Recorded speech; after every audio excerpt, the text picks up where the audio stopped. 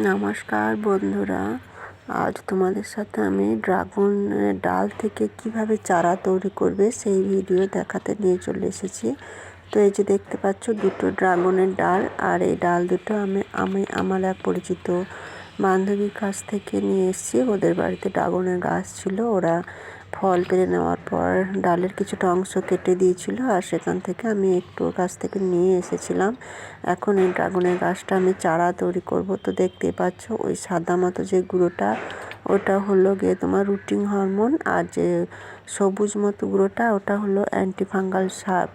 আর এখানে রয়েছে অ্যালোভেরা। তো আমার ছাদে তো অ্যালোভেরা গাছ রয়েছেই, তো ভাবলাম আমি দুইভাবে গাছটা মানে চারা বানাতে দেবো, দেখবো কোনটা থেকে কেমনভাবে চারা তৈরি হয়। তো আমি প্রথমে আমার দাটা একটু অ্যান্টিফাঙ্গাল সার দিয়ে দিলাম, কেননা এর মধ্যে যদি কোনো জীবাণু থেকে থাকে তাহলে হয়তো গাছটার ক্ষতি হতে পারে। তো এই জন্য আমি একটু ওই অ্যান্টিফাঙ্গাল সার্ফ কেটে নিয়েছি।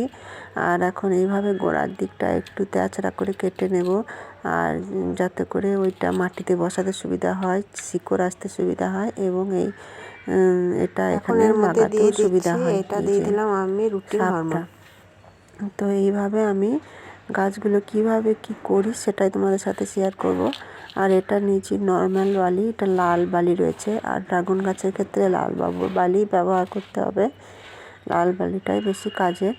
তো এই বালিটা আমি প্রথমে একটু জল দিয়ে ভিজিয়ে নিয়েছিলাম, আর সেটা তোমাদেরকে দেখানো হয়নি। তো যাই হোক, এইভাবে একটু গর্ত করে গাছটা বেশ ভালো মতো করে বসিয়ে দেব, চারিদিক থেকে চেপে দেব যাতে করে গাছটা নড়াচড়া করতে না পারে।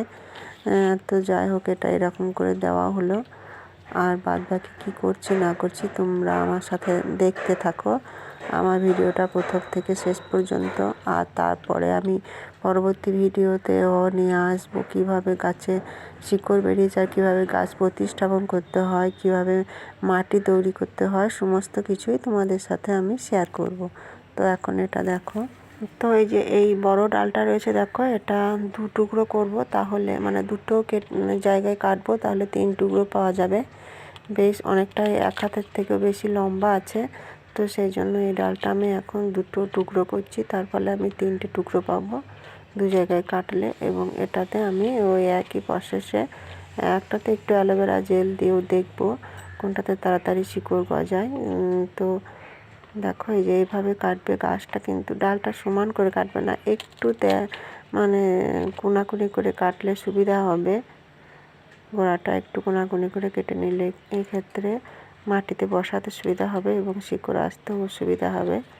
তো ড্রাগন গাছের চারা তৈরি করা কিংবা লাগানো অনেকটাই সহজ বলে সবাই। তো দেখা যাক কীরকম কী হয়।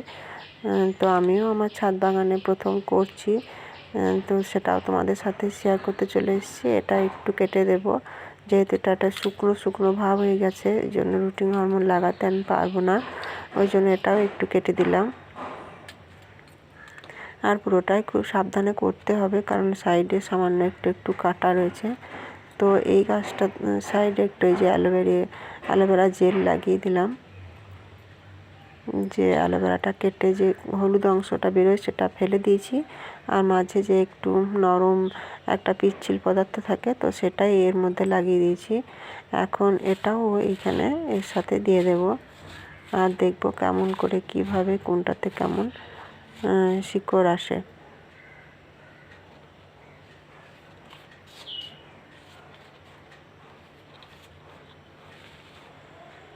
তো তোমরা যারা আমার চ্যানেলে এখনও অবধি সাবস্ক্রাইব করোনি অবশ্যই সাবস্ক্রাইব করো, আর প্লিজ লাইক করো, তাহলে পরবর্তী ভিডিওগুলো সব দেখতে পাবে।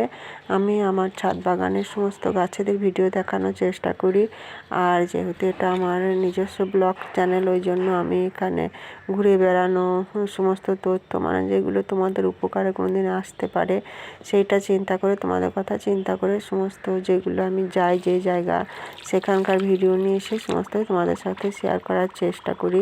আশা করছি আমার এই চ্যানেলটা তোমাদের ভালো লাগবে, আর তোমাদের ভালোবাসায় আমাকে নতুন নতুন ভিডিও বানাতে আমি অনেক অনুপ্রেরণা পাবো। তো তোমরা অবশ্যই আমার চ্যানেলটা লাইক, কমেন্ট অ্যান্ড শেয়ার করো, আর সাবস্ক্রাইব করে রেখে দিও, তাহলে আবার নতুন ভিডিও দেখতে পাবে। তো চলে এলাম আবার ভিডিওতে। এই যে আমি এই টবটার মধ্যেও এখন বেশ কিছুটা পরিমাণে জল দিয়ে দিলাম, কারণ জলটা তলা অবধি ঢুকে গেলে সুবিধা হবে। তো জলটা এখন ভিতরের মধ্যে অনেকটা ভিতরে শুষে গেছে। আর এখন আমি সেম একই পদ্ধতিতে ওইটাতে দিয়েছিলাম অ্যালোভেরা জেল, আর এটাতে রুটিন হরমোন দিয়ে দিলাম। দিয়ে তারপর গাছটা একদম চেপে বসিয়ে দিয়ে একদম চেপে দেবো, তাহলে যেন ওখানটা নড়াচড়া করতে না পারে। আর এটা এইভাবে চেপে দিলে কি হবে, গাছটার যে কোনো জায়গাতে ছিদ্র থাকবে না, রুটিন হরমোনটা ঠিকঠাকভাবে বালির সাথে আটকে যাবে। তো এইভাবে আমি এই গাছটাও রুটিন হরমোন দেবো, তাহলে ওই সাইডে যেটা বাঁকা আছে ওইটাই থাকলো একমাত্র অ্যালোভেরা জেল, আর এই তিনটেতে রুটিন হরমোন থাকলো। মানে ওটা বাঁকা আছে ওই জন্য তো অ্যালোভেরা জেল দিচ্ছি, যাতে করে বুঝতে সুবিধা হয়। আর এই তিনটেতে আমি রুটিন হরমোনই দিলাম।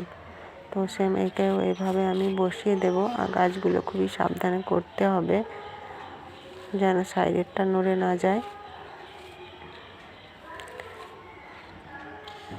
তারপর এগুলোকে আবার উপর থেকে একটু জল ছিটিয়ে দেবো। ওই সাইডেরটাতেও জল দিলাম একটু লাগানোর পর কথা বলতে বলতে, আর এটাতেও আমি একটু জল ছড়িয়ে এটা ছায়ার মধ্যে রেখে দেবো। ড্রাগন গাছে মানে চারা করাটা খুব একটা কঠিন কাজ নয়। এটা একটু হালকা রোদ হালকা ছায়ার মধ্যে রাখতে হবে, আর মাঝে মাঝে জল দিতে হবে। খুব বেশি জল দেওয়ার দরকার নেই। ড্রাগন গাছ কিন্তু জল খুব বেশি পছন্দ করে না, একটু ঝুরঝুরে মাটি পছন্দ করে। তো যাই হোক, আমার রুটিন হরমোন দিয়ে গাছ লাগানো হয়ে গেছে। এখন আমি যে অ্যান্টিফাঙ্গাল সারটা রেখেছিলাম ওটা উপরে একটু লাগিয়ে দেবো, কারণ এখানে অনেক কিছু মানে ছত্রাক যদি বাসা বাঁধে তাহলে গাছটা হয়তো পচে নষ্ট হয়ে যেতে পারে। ওই জন্য এই অ্যান্টিফাঙ্গাল সারটা একটু কাটা অংশগুলোর উপর দিকে একটু করে লাগিয়ে দিচ্ছি, তাহলে কি হবে যে এটাতে কোনো কিছু আর বসে এটাতে মানে কোনো কিছু ছত্রাক বাসা বাঁধতে পারবে না। এটা একদম শিকড় বেরিয়ে আসতেও সুবিধা হবে। তো এটা আমি এইভাবে কাটা অংশগুলোর মধ্যে খুব ভালো মতোভাবে আমি এটা এখন লাগিয়ে দিচ্ছি। এই শিকড়টা হতে অনেকটাই সময় লেগে যাবে,